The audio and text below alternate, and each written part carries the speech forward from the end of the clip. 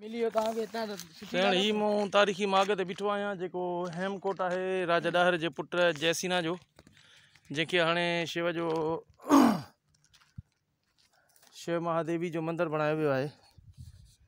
हीउ ॾिसो, इहो शायदि शिव महादेवी या राजा ॾाहिर जे दौर में बि शायदि हिते किले में अंदरि मंदरु हुजे। उन खे जेको आहे क़ाइमु रखण लाइ माण्हू कुझु पुॼारिनि उन ते वेठा रहिया ऐं मोहम्मद बिन क़ासिम कंहिं बि पुॼारीअ जे कंहिं बि जेको आहे मंदर खे कोन ॾाठो ऐं न ई हुननि खे इहा इजाज़त ॾिनई त तव्हां पंहिंजी इबादत नथा करे, न ई हुननि ते सख़्ती कयईं त तव्हां पंहिंजी इबादतूं नथा करे सघो। इन जे लाइ शायदि इहो शिव जो मंदरु उहो पुराणो ई हुजे, शिव महादेवी जो।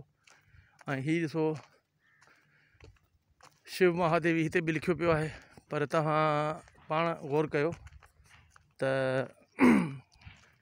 शिव महादेवी त लिखियो पियो आहे, असल में हीउ हेमकोट हुयो ऐं शिव महादेवी जो हीउ मंदरु मथां पुराणो बि हुजे, हिन में को शक कोन्हे। हेमकोट खां बि पुराणो ऐं इन शिव महादेव मंदर ते बाद में इहो ठाहियो वियो हुजे, झमपीर ज़िला ठटो, इहो बाद में बि ठाहियो वियो हुजे किलो, पर इहो तारीख़ दान तय कंदा ऐं असांजा जेके फोरेंसिक क़िस्म जीअं कार्बन टेस्टूं करे ॿुधाईंदा आहिनि पत्थरनि जूं, उहे कंदा। मूं हिन ते सॼियूं 2-3 मूवियूं भरियूं आहिनि हेमकोट ते।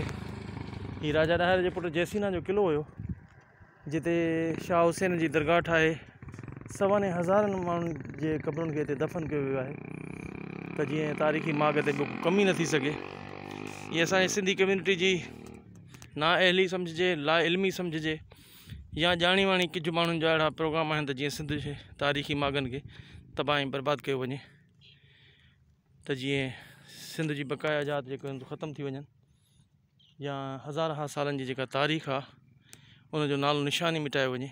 इहो बि थी सघे थो। कुझु शयूं 50-50 साल ऐं 100-100 साल ऐं 200 सालनि ताईं कमु कंदियूं आहिनि क़ौमुनि खे तबाह ऐं बर्बादु करण जो।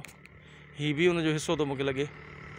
ऐं अहिड़ो मां तव्हांखे ॿुधायमि कलाकोट ते बि मूवी भरींदे, कलाकोट ते मूवी भरींदे बि मां तव्हांखे ॿुधायो हुयो त कलाकोट में बि उते क़बरूं दफ़न कयूं वियूं आहिनि जिते राजा ॾाहिर पाण रहंदो हुयो।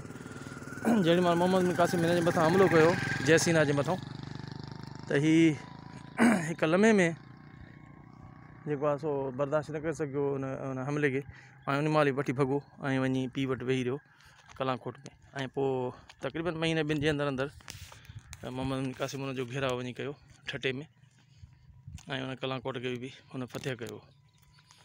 सो सभिनी दोस्तनि खे, बाशऊर माण्हुनि खे इहा मुंहिंजी गुज़ारिश आहे त इहे तारीख़ी माॻनि खे बचायो, हुनजी परगोर लहो, ऐं इहे जेके कुझु थी रहियो आहे या थी चुको आहे घटि में घटि उनखे तव्हां महफ़ूज़ करायो ऐं ख़तमु करायो, तॾहिं बि ठीकु आहे।